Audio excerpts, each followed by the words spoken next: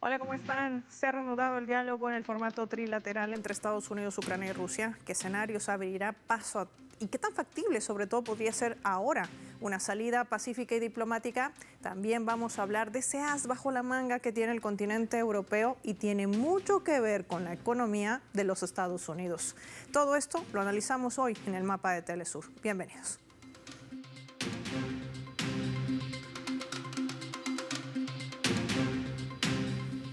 Por esta razón les proponemos desplegar nuestro mapa y revisar algunos datos claves de qué va esta reunión trilateral que se ha desarrollado en Abu Dhabi. Vamos a identificar y desplegar nuestro mapa mundi con los colores de su bandera, Emiratos Árabes Unidos. Ahí se ha desarrollado este encuentro trilateral. No es el primero, hay que decir, pero ahí estuvo presente la delegación rusa, la de Estados Unidos y también la ucraniana. Duró 2 días, 23 y 24 de enero. Con la finalidad de seguir trabajando en busca de una solución diplomática al conflicto y además que contará con esta mediación estadounidense. La delegación rusa estuvo conformada por el vicealmirante Igor Kostyukov y por el enviado especial de la presidencia rusa, Kirill Dmitriev. En representación de Estados Unidos participó Steve Witkoff, Jared Kushner, el yerno del presidente Donald Trump, muy ligado también a BlackRock, hay que decir, y el secretario del Ejército, Dan Driscoll, y por Ucrania, el jefe de la oficina presidencial, Kirill Budanov, y Sergei Kislitsa, además de Andrei Gunatov y Rustem Umerov y David Arhamia. El Ministerio de Relaciones Exteriores de Emiratos Árabes Unidos afirmó que las conversaciones se realizaron como parte de los esfuerzos para promover el diálogo e identificar soluciones políticas a la crisis, mientras que la Casa Blanca ha descrito las conversaciones como productivas y recientemente, hace instantes nada más, daban una conferencia de prensa en la cual también señalaban que estas conversaciones habrían tenido un carácter histórico. Así lo señala también su representante de prensa, Caroline Levitt.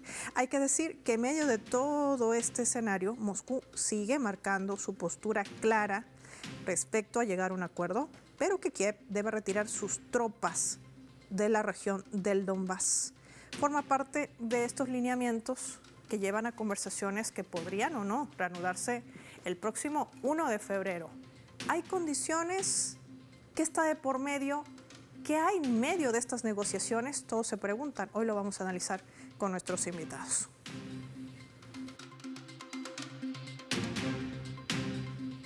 Nos acompaña en directo desde Argentina Lido Liancomini, periodista, analista político, experto también en geopolítica. Qué gusto tenerte con nosotros, Lido, bienvenido. ¿Qué tal, Paola? Un gusto estar allí y un honor en estos momentos estar en Telesur. Gracias.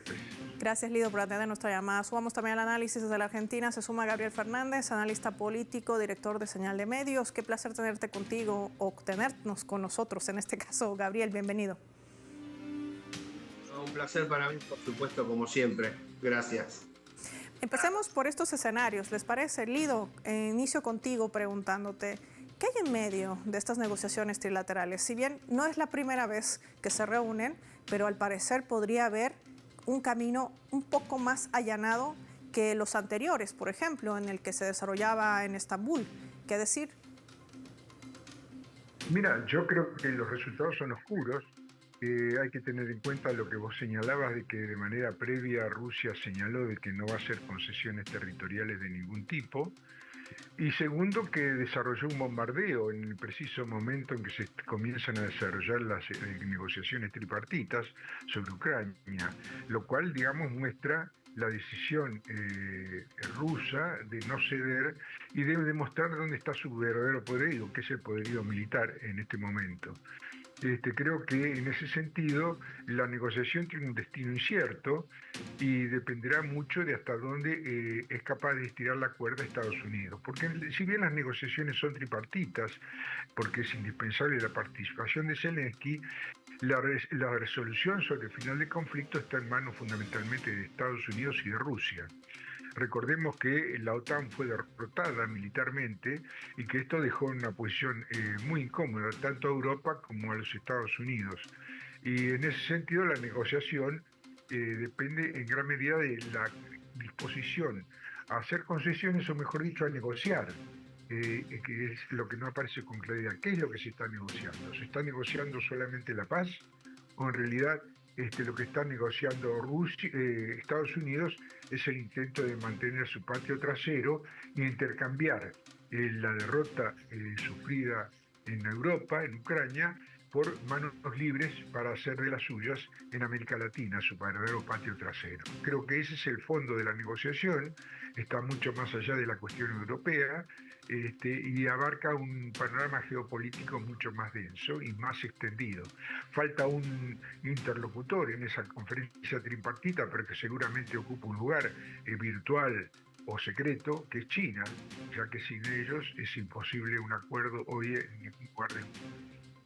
Bueno, pero aquí también habrá que sumar ese otro lado de la moneda, Gabriel, porque los ataques de Rusia fueron en respuesta a la agresión que emprendió Ucrania en pleno desarrollo de esta reunión tripartita o trilateral, porque se han bombardeado inclusive hospitales, ambulancias, asesinando a médicos e hiriendo inclusive a civiles. En medio de este contexto hay negociaciones. Estas negociaciones podrían tener un próximo encuentro el 1 de febrero, pero tanto Ucrania como Rusia tienen sus posturas bien marcadas, sobre todo creo que la rusa. ¿Qué es lo que va a pedir en todo caso y si está en condiciones de pedir Estados Unidos para ser mediador? ¿Cuál es su interés? Aquí hay una explicación muy importante, que es la ausencia de estas negociaciones, no las presencias, aunque las presencias son ostensiblemente determinantes.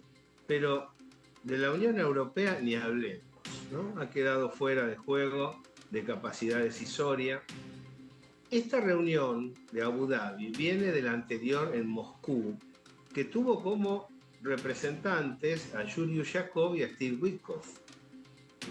La parte rusa en ese momento dijo que eran constructivas, sustanciosas y francas. A partir de allí se desarrolló la propuesta para el encuentro de Abu Dhabi, Estados Unidos, Rusia, Ucrania. Qué zigzag el de Trump, ¿no? En una y en otra dirección según con quién está hablando y según los intereses que defiende en cada una de las circunstancias. Y en ese marco se dijo que se han hecho planes, este es el planteo norteamericano, para continuar los diálogos la próxima semana. ¿Qué es lo que está pretendiendo Rusia? Básicamente no tener problemas de seguridad en la frontera. Quiere garantizar que los territorios que han sido tomados por Rusia, con la aquiescencia de los pobladores allí, a través del voto colectivo, estamos hablando desde antes, ¿no?, de Crimea hasta el Donbass, lo que necesita es que la OTAN no meta mano allí.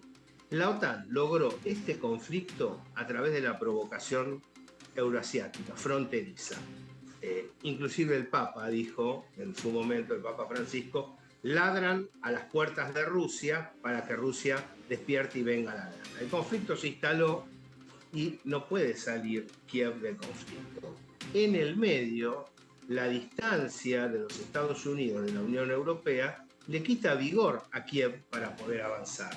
Por lo tanto, la Federación de Rusia, que hasta ahora fue escéptica con respecto a estas negociaciones, estima que en esta circunstancia es posible avanzar, porque básicamente le conviene a Rusia y le conviene a Estados Unidos en ese lugar del planeta. En ese sentido, creo que dentro de unas semanas vamos a tener algunas novedades importantes con determinaciones firmes que no necesariamente van a ser placenteras para Volodymyr Zelensky, pero que van a tener un amparo brindado por la realidad. Y la realidad es que Rusia está ganando el combate en flanco directo, acción, y Estados Unidos lo que necesita es dejar de invertir dinero en aventuras bélicas externas, porque lo está condicionando en la necesidad industrializadora que le solicita su población.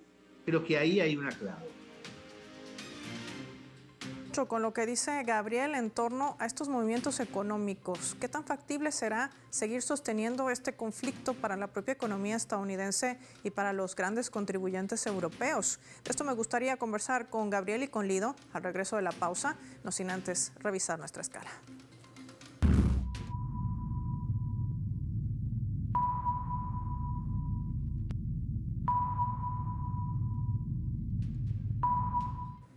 En nuestra escala les compartimos este vídeo que muestra cómo ha quedado el hospital de la ciudad de Kajovka en la región de Kherson tras el ataque con artillería que emprendió Ucrania. Allí se aprecia ventanas destrozadas, carros quemados también. Esto fue en otra zona que fue atacada con un dron. Ahí se ve, este es el hospital.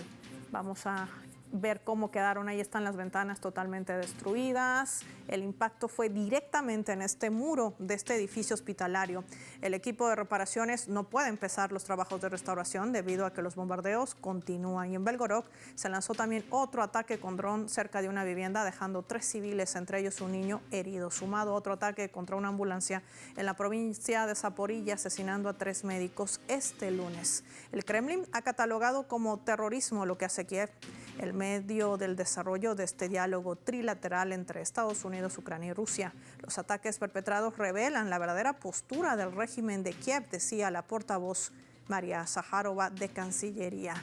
Este es el panorama de lo que sucede en el campo de batalla y este es el accionar también de una Ucrania que al parecer no tiene otra salida que aceptar el plan de propuesta para un diálogo y una solución pacífica y diplomática. ¿Qué papel jugará Europa en todo esto? Lo analizamos al volver.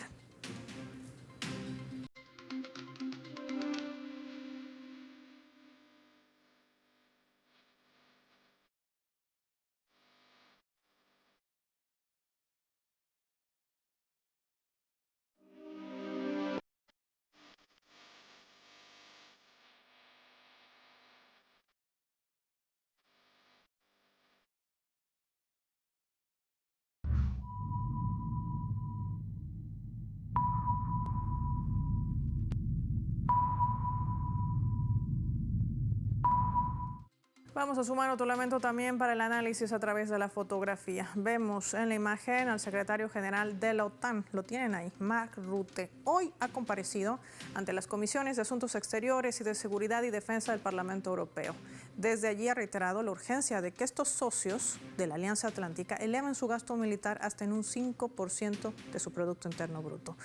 Todo esto para generar esa gestión de préstamo de 90.000 millones de euros. Un préstamo que asciende a estos 90.000, pero que está dividido de esta manera. La propuesta de la Comisión Europea plantea dedicar 2/3 de esta cantidad, es decir, 60.000 millones al gasto militar, con prioridad para la industria en Ucrania y también europea, mientras que los otros 30.000 restantes se reservarían para otras partidas presupuestarias. Fue una sesión bastante dura. Le dijeron de todo a Mark Rutte, inclusive que se defina si quiere ser el embajador de Estados Unidos antes que el secretario general de la OTAN.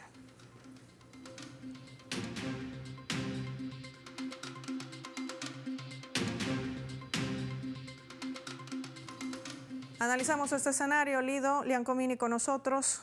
Bastante preocupante, no solamente el papel que tendrá que jugar la Unión Europea, sino el que está cumpliendo actualmente el propio secretario general de la OTAN. Y no me refiero solamente al tema ucraniano, sino también al de Groenlandia. Hay una baldosa que se le está moviendo en los pies a este bloque europeo. ¿Cómo va a ser para cumplir con esta nueva petición? Creo que para Europa es bastante difícil, tiene una crisis superior inclusive a la norteamericana desde el punto de vista económico, y me parece a mí que no hay un sustento económico real para sostener la promesa y lo que plantean. Eso favorece la negociación de paz porque de última acercar la paz les quitaría la fuerte exigencia económica que hoy tiene sobre sus espaldas. Del lado norteamericano sucede lo mismo, porque Estados Unidos también está en medio de una crisis económica y donde su política vociferante, amenazante, dramática por momentos, en sus amenazas a Canadá, a Groenlandia y el ataque a Venezuela, creo que tiene poco sustento, tiene pies de barro y es poco factible que pueda cumplir con todos los objetivos que se propone. Pero lo que sí hay que tener en cuenta es que Estados Unidos tiene poder militar. Tiene poder militar y es lo único que puede exhibir y que puede demostrar para poder negociar con sus enemigos jurados, especialmente para limitar la posibilidad de China de continuar desarrollando su influencia sobre América Latina. Creo que en ese sentido la posición norteamericana es sumamente peligrosa porque juega con los extremos, juega con los bordes de la guerra mundial y por otro lado porque una fiera herida siempre es muy peligrosa. Mencionas a otras posibles relaciones como China, no se ha descartado en estas últimas declaraciones, en medio también de una disputa interna que maneja la máxima representante de la diplomacia europea, Kaja Kallas, con von der Leyen, ¿no? Ya ni se hablan en medio de todo este contexto, pero también está una mirada posible que no tenga nada que ver con Estados Unidos, sobre todo cuando Mark Rutte hoy públicamente dice que los únicos que pueden defender a Europa son los estadounidenses. ¿Dónde va a virar esta relación? ¿Cómo lo has visto? Bueno, yo creo que la ruptura entre Estados Unidos y Europa es profunda. Estados Unidos prefiere abandonar a su propia situación a los europeos a costa, ¿no es cierto?, de poder resguardar los intereses propios, que en este momento pasa por la reconstrucción de su patio trasero latinoamericano. En ese sentido es visible el peso que tienen el desarrollo de gobiernos de derecha apoyados por los Estados Unidos en la región, así como la invasión y secuestro del presidente Maduro de Venezuela. Creo que estos son hechos demostrativos que no se pueden marcar fuera de la agenda. Si no hay una agenda particular que esté al margen de la agenda global, que en este momento preocupa de manera fundamental a Estados Unidos y a las grandes potencias como China y como Rusia. Lido, te propongo además analizar este otro escenario. ¿Podría ser un as bajo la manga del continente europeo? ¿Y por qué tampoco se habla de este tema? Veamos.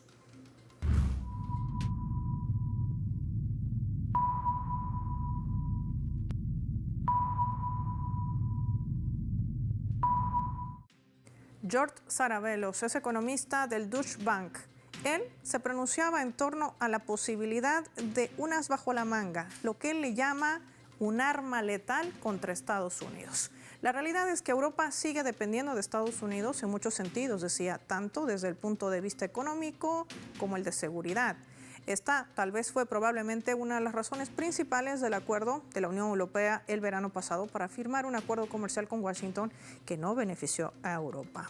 Pero también hacía otro énfasis, de esto me gustaría hablar contigo.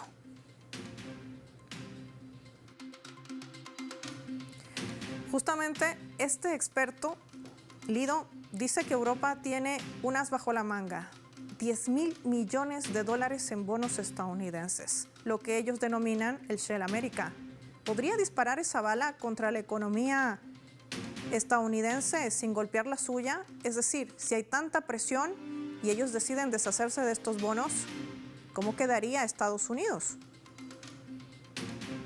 Bueno, indudablemente que si ellos hicieran eso, el dólar sufriría seriamente las consecuencias, es decir, la depreciación que ya manifiesta se agudizaría, la suba de las tasas de interés sería pronunciada y correría el riesgo mayor aún que tiene en este momento de dejar de ser la moneda de cambio internacional, es decir, de perder el factor fundamental para Estados Unidos, que es poder emitir dólar sin respaldo alguno. Indudablemente que es una bala de plata la que tiene Europa, pero tengamos en cuenta que no solamente la tiene Europa, también la tiene China, que tiene cifras superiores, inclusive las europeas en bonos del Tesoro norteamericano, y sin embargo no los ha usado. ¿Por qué? Porque hay que tener en cuenta también una cosa: el desarrollo de los equilibrios comerciales, económicos y de todo tipo entre Estados Unidos, Europa e inclusive con China son manifiestos, y un desastre norteamericano en toda su magnitud también dañaría seriamente las perspectivas económicas europeas. Por eso creo que, si bien es cierto el poder de esta bala de plata, hay que mantener en claro o, digamos, tener en cuenta en el análisis de que esto es también peligroso para la propia Europa. Es como tirarse un tiro en el pie también.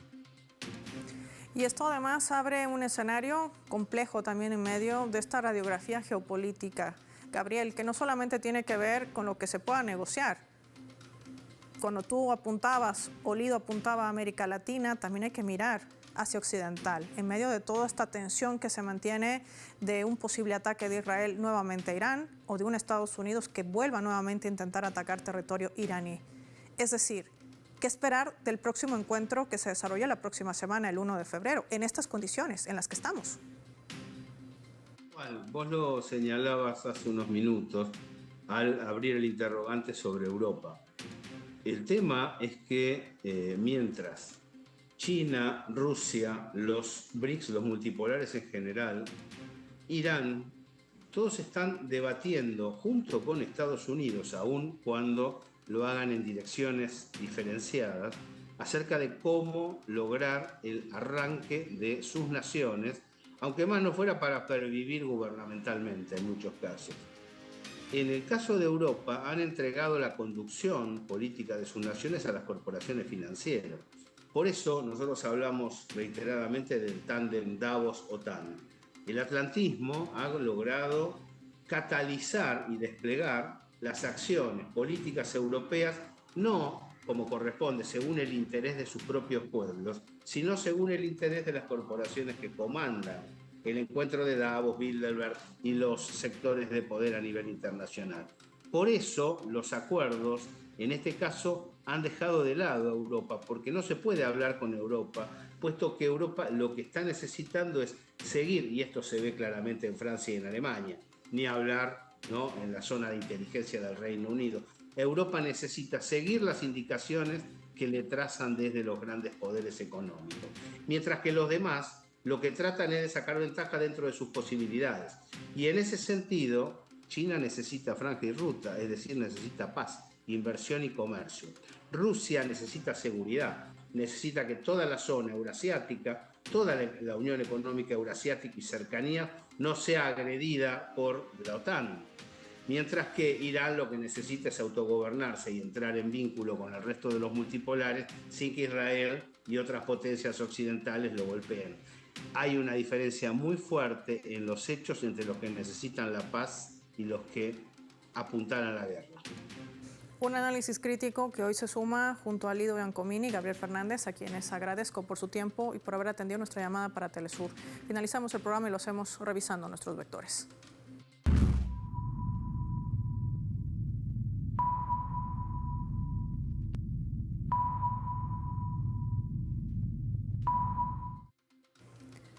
Nuestro radar en el mapa nos refleja las tres claves sobre este tema. Rusia, estas negociaciones trilaterales con Estados Unidos y Ucrania. Hablemos de este posible acuerdo. La reunión trilateral entre Rusia, Estados Unidos y Ucrania no dejará de centrarse en lo más importante.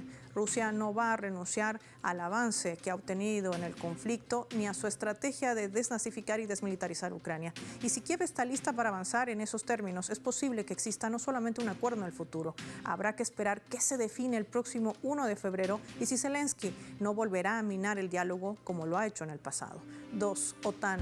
Mientras el secretario general de la OTAN, Mark Rutte, ha vuelto a hacer apología en la defensa del presidente Donald Trump y del papel, sobre todo, de Estados Unidos en la defensa supuesta de Occidente. Pero esta vez en el Parlamento Europeo les exige hacer uso del préstamo de 90.000 millones de euros que los Estados Unidos y los Estados miembros prevén conceder a Kiev para cubrir esas necesidades de financiación hasta el próximo año, elevando así en más del 5% el gasto de su Producto Interno Bruto. 3. Pero hay una carta bajo la manga. La estrategia conocida como Shell America sería arriesgada para la Unión Europea y hay enormes dudas sobre si tendría el impacto deseado sin herir también la economía europea. Varios países de ese continente y socios de la OTAN se encuentran entre los mayores inversores de la deuda pública estadounidense. Sí, de acuerdo con datos de la Reserva Federal, Europa es de lejos el mayor prestamista de Estados Unidos, con alrededor de 8 billones de dólares en bonos y acciones de Estados Unidos. Quizás sea algo que frene a Trump con lo de Groenlandia y le haga caminar de puntillas con el tema de Ucrania. Soy Paola Pérez y nos vemos en otra edición del Mapa.